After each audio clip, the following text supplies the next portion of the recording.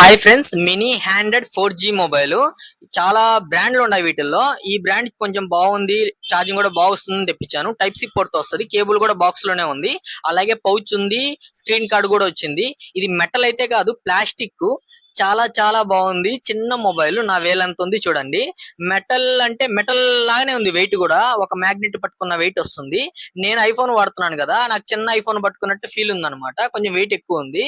అలాగే కొంచెం crazy peoples ఉంటారు కదా, కొంచెం డిఫరెంట్ గా లైక్ చేసే వాళ్ళు, వాళ్ళకి బాగా నచ్చుద్ది. నాకు కూడా ఇలాంటి ప్రోడక్ట్లు అంటే చాలా ఇష్టము.